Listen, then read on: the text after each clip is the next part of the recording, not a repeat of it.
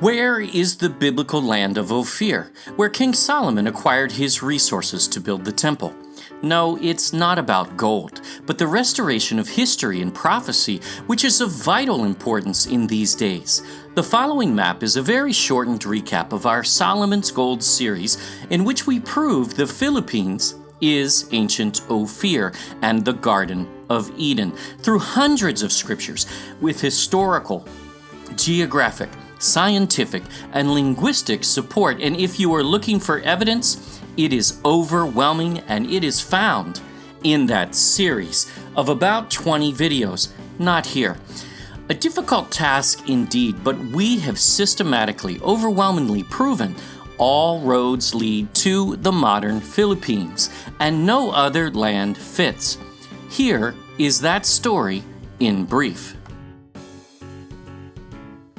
Our journey ends at the beginning of creation, the very land where the event took place. We didn't start there. We followed the evidence, and this is where it leads. And we'll start here in chronological order. The land of creation, originally named Elda, is the same land in which Adam was exiled east of the Garden of Eden. This is where Adam spent the first Sabbath in the week of creation. And the evidence does lead to the Philippines. Adam and Eve were then taken into the Garden of Eden, which had been created in the first 7 days just to the west of Elda, modern Philippines. But we could not possibly know where that is, right? The evidence has been right under our noses all along, and we will offer a very small taste in this brief recap. In the Book of Jubilees, which was considered canon scripture and inspired by the ancients, John the Baptist, and even the early church fathers, Noah divides the entire earth between his 3 sons, which we map out. He defines their territories turn by turn, and Shem basically received Asia all the way to the far east. One would have to review that mapping for support. It sets Shem's eastern border just beyond the Philippine Trench, or ancient Pisan River, which we explain, and the garden is defined as being in that area of Shem's territory. Later, Ham's territory is defined to the right or west of the Garden of Eden. Does this prove it? No. We do that in the series. This is a brief. Jubilees further identifies the garden as just north of all the mountains of fire. We find this to be the string of 147 volcanoes, literally called Gunung-Gunung Api in Indonesia, which in Javanese literally means mountains of fire to this day. It sets a perfect border not only to the south of Shem's region, but also to the east, confirming the border to be the Philippine Trench on that side. Of course, we prove this much further from many angles, but we can test this scientifically as though all land animals and humans were wiped out, except those on the ark with Noah during the flood.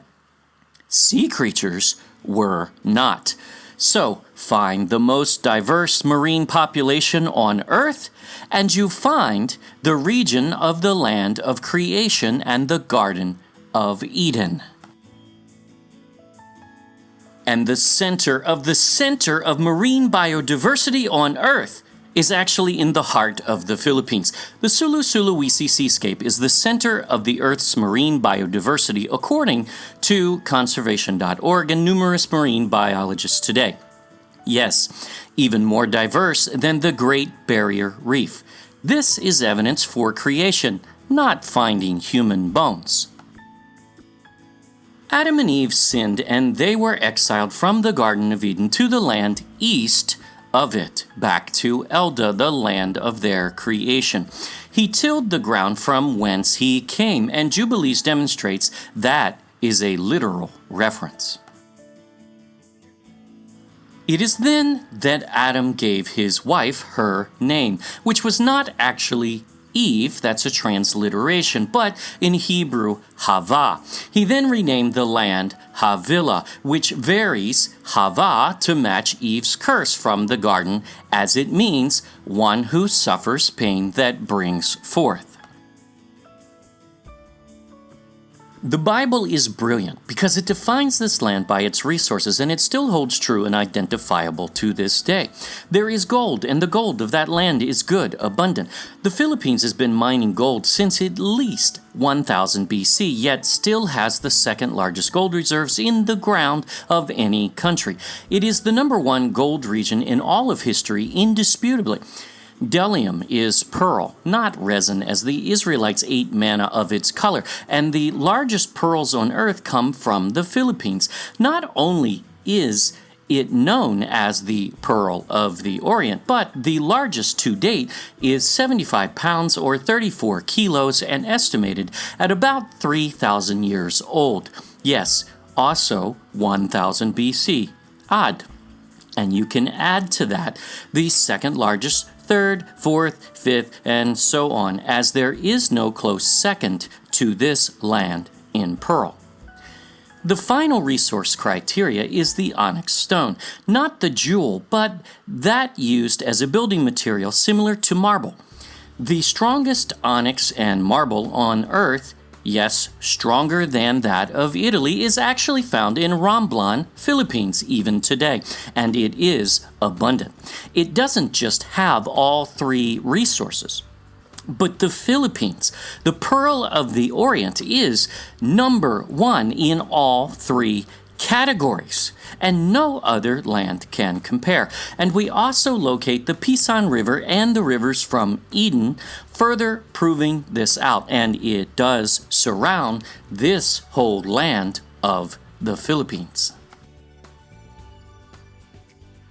Adam's generations to Noah remained in ancient Havilah until one day Noah was commanded to build an ark of gopher wood, yet we find two very credible references from the early 1800s that this word is not gopher, but instead this is Ophir or Ophir wood, the wood of Ophir, which we'll cover. Scholars believe this was a red sandalwood, and the Philippines' national tree is such, and even bears a seemingly Hebrew name, which ties to the story of the Queen of Sheba, which we'll cover. We believe Noah would have built the ark on a mountain, and we find Mount Arayat to possibly have a Hebrew origin, meaning earth covered, and that would certainly be a good spot to build the ark high enough to avoid the mega tsunamis from the breaking up of the fountains of the great deep. After 40 days and nights, though it kept raining after that, the ark was lifted above the earth and carried upon the waters, and the Bible gives only one option for where it would come to rest.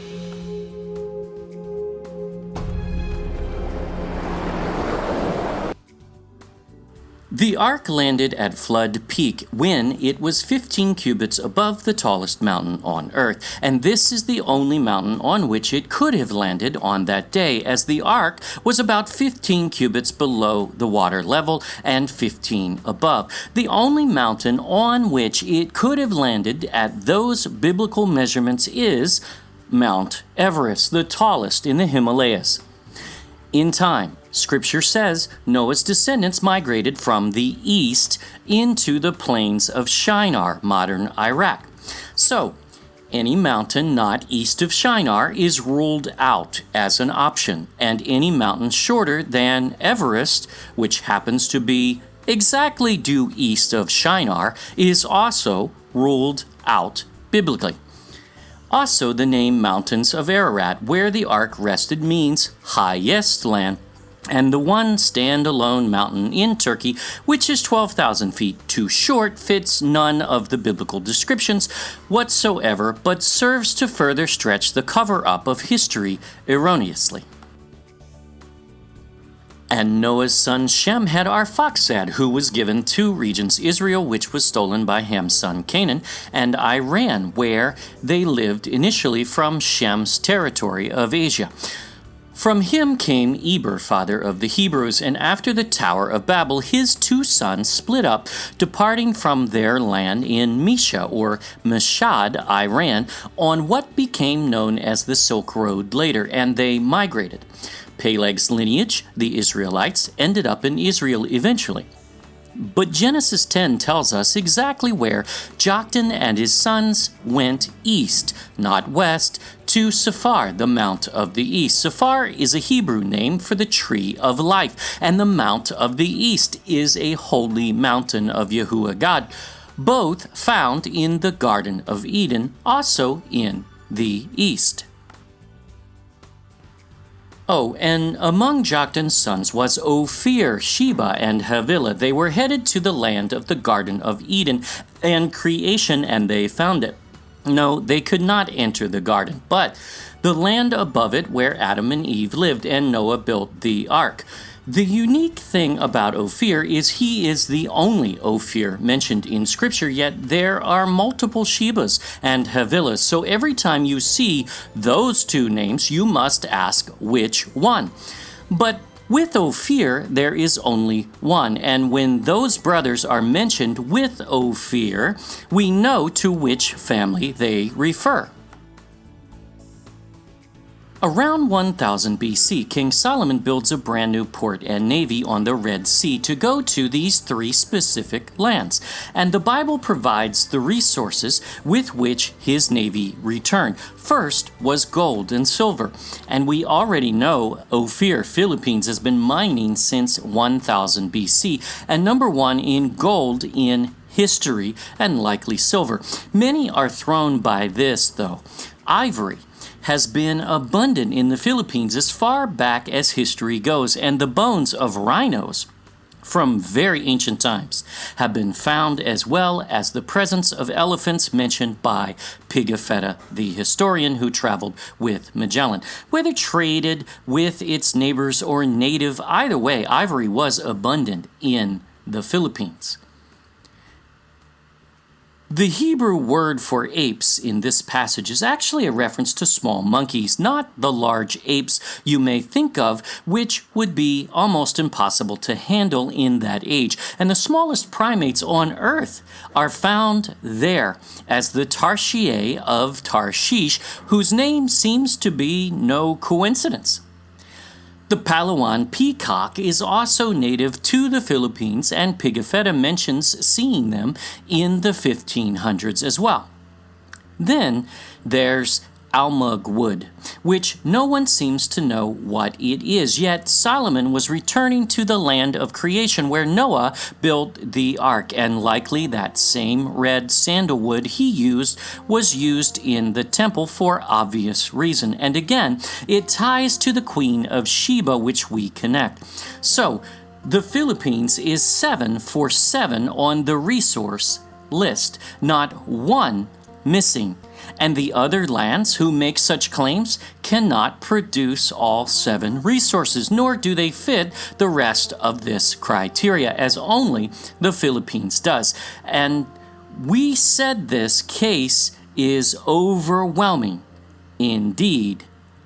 But also, when the Queen of Sheba came, she brought gold from her land. She brought precious stones, which are documented not only in Mindanao, but also even diamonds in Borneo, which has a territory called Sabbath, which once belonged to the Queen of Sheba. It means territory of Sheba. Philippines. Even before the era of the modern dispute, these gemstones were also documented in the Philippines already by Pigafetta, De Morga, and others. So regardless of how they got there, native or not, they were certainly there for Solomon's navy to trade. And finally, Sheba brought a very great store of spices. The text uses a word sometimes interpreted as frankincense, a newer French word, but no matter, as the Philippines has frankincense too, called poor man's frankincense, not because of a lesser quality, but because it's cheaper, as the rabbis own and endorse their Ethiopian farms in a narrow, unbiblical, unethical way. The story of Ophir is chronological, offering sequential events as they unfold. He builds a new port and navy on the Red Sea. They go to Ophir, and note, there are no other stops on the list of this initial journey. They fetch gold and resources, and that's where we are in the story at the end of 1 Kings chapter 9. The Bible describes this as a 3-year round-trip journey to the east beyond the Arabian Sea, Indian Ocean, to a multitude of islands. You do notice neither of those fits Saudi Arabia, nor Africa, nor India, and we prove that many ways. And then, in the middle of the story of Solomon's navy, after they arrive at Ophir and fetched gold, then, and only then, does the queen of Sheba from the brother of Ophir hear of Solomon's wisdom in her own land, it says. And that's Ophir. And she comes at the same exact time as Solomon's navy, offering her gifts worth millions of dollars today at the same time as Hiram, Solomon's admiral. She arrives at the Red Sea port with Hiram, but she has an issue. She now has to get her entourage and 1,300 pounds of gold, a very great store of spices as had never been seen in Israel until that day, and jewels from there to 319 kilometers or 200 miles north to Jerusalem. That requires camels, which she hires, and yes, she travels through the desert to get there. But nothing in this passage identifies her with the wrong Sheba from Cush, Ethiopia, as she is from the brother of Ophir, not Cush, nor is there any requirement for those camels to be from her land. The queen, or at least her land, was likely the wealthiest on earth in those days until Solomon's wealth exceeded it, really for a short time only. Again, the sequential order is Solomon builds a navy which goes to Ophir and fetches gold. The queen of Sheba heard of Solomon's wisdom in her own land of Ophir and came to Israel. She presses him with hard questions. She offers her gifts valued at millions of dollars today. And then she left. And that's it. She does not have an affair with Solomon, especially not produce any child, according to the source of the story, the Bible. If you have heard this, we cover its origin. The occult Kibra Nagast in Ethiopia, which makes this claim, but that queen in that story, in their words, not ours, has the legs and hoof of a goat, and we reject that as wholly false, as it's the wrong Sheba in the wrong place. This accurate queen of Sheba is from Ophir, Philippines. Another misnomer out there is that Tarshish is west, because that's where Jonah headed, yet this view is oblivious to that era in history and the rest of the Bible. The port at Ezion-Geber on the Red Sea was broken up along with the ships there, and Jehoshaphat was unable to go to Ophir, Tarshish for resources as he was trying to repeat Solomon's journey. That happened just before Jonah's time, and that is why Jonah found a ship headed to Tarshish on the Mediterranean Sea at Joppa. He was running from Yahuah God to as far as he could. He wasn't looking for the most efficient route, but the longest, so the ship to Tarshish had to head west, but its end journey must still be east, as it must match the other passages which say Tarshish is a 3-year round-trip journey east. And this passage does too, if one really reads it. Jonah is thrown from the ship and swallowed by the whale or large fish of some sort for 3 days. However, scholars seem to miss the part where he was spit up on shore and made a journey to Nineveh of another 3 days. What Jonah did there is narrowed down where he was dropped off, because one cannot get to Nineveh from the Mediterranean in any direction in those days in less than about 14 days, not 3. He was obviously dropped on the Persian Gulf and took the Tigris River north for a 3-day journey, which is about right. So Jonah proves the path to Tarshish, which is equated to the same region as Ophir and Sheba, is east, not west. But its history continues. David tells us exactly where the wise men, or kings, yes, kings, came from.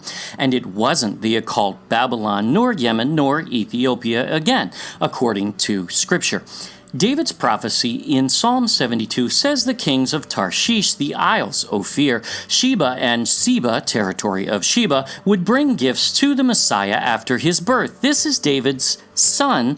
No, not Solomon, because this son has the ability to redeem souls. So this time, the people of Ophir make the journey to Israel, which is why it took 2 years to get there, as they show up when Messiah is 2 years of age.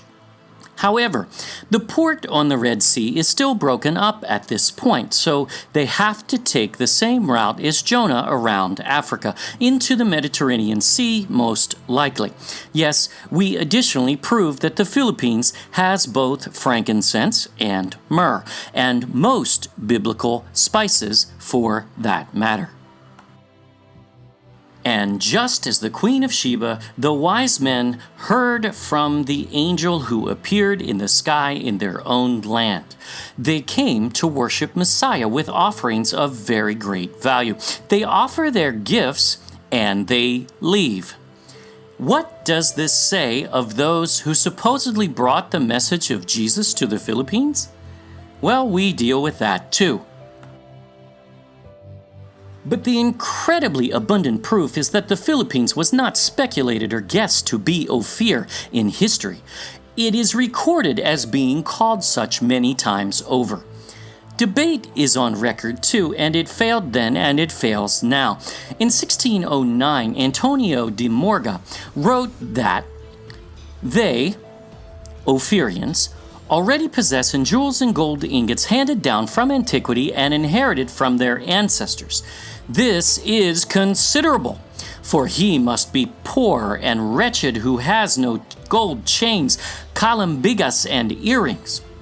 Does this not sound like the land of Ophir, Sheba, Tarshish, and Havilah? Well, history tells us it was, and this is also illustrated in the Boxer Codex, proven with archaeology in the Surigao treasure find of recent times and on display in the Ayala Museum of Makati of these exact same jewelry pieces, which were illustrated in 1595. Many writings don't just propose a theory that this land is Ophir, but say it was as fact.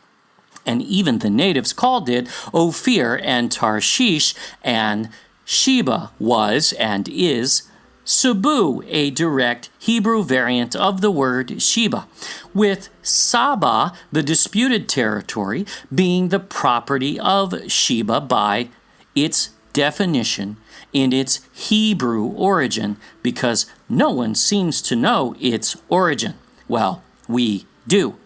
This is a list of just some of the credible witnesses to history who document this, but also the neighboring nations of India and China, even Greek history, the Malays, and the Muslims all record the Philippines as the land of gold, isles or islands of gold, mountains of gold, etc. Everyone knew this to be the wealthiest land on earth at one time, and this is what attracted the Jesuits to come and rape and pillage the gold and resources, which still continues today, but not for long, because Ophir is not a third world country and it will rise.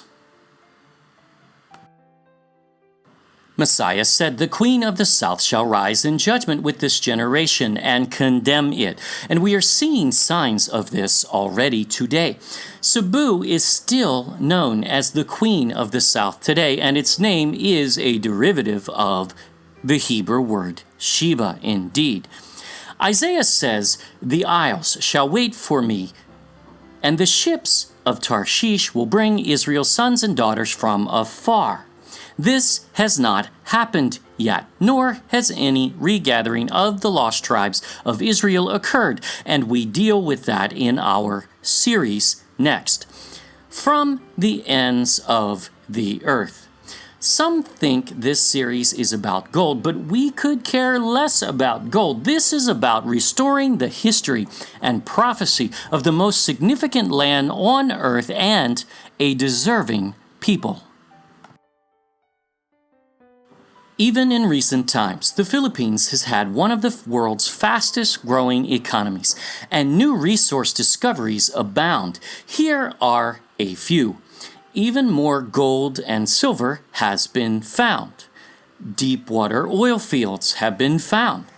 Over 3.9 trillion cubic feet of natural gas identified.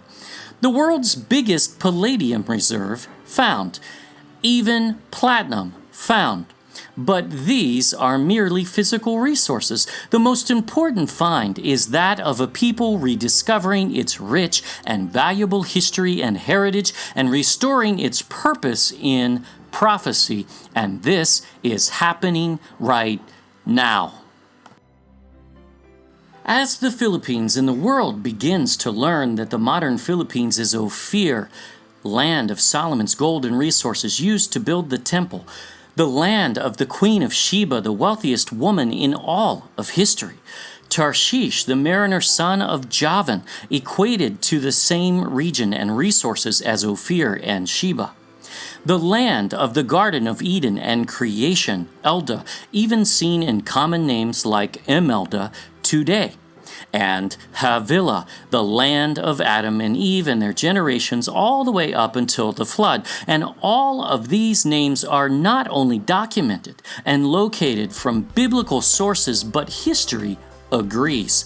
This land was significant before the flood. It was shortly after the flood. It was in the days of Solomon, in the days of Jonah, in the days of Messiah, even up until the arrival of the Spanish, who record incredible wealth divided among all its citizens and ships as large as the Spanish ships.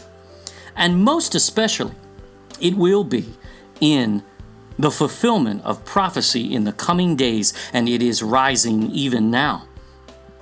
This is evidence, and it is overwhelming, and you will find we do not speculate, but we prove this case in over a year and a half since going public with this find. No one has debunked it yet. It's okay to enter this journey with skepticism, as we certainly did as well.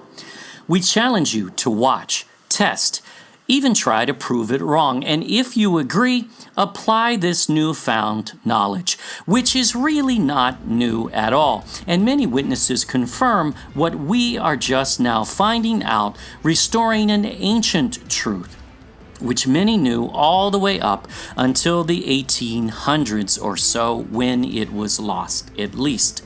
Even the likes of Columbus fully identified modern Philippines as ancient Ophir, Tarshish, and the Garden of Eden. And there are far more than two witnesses to establish this as fact. May Yahuah God bless your journey.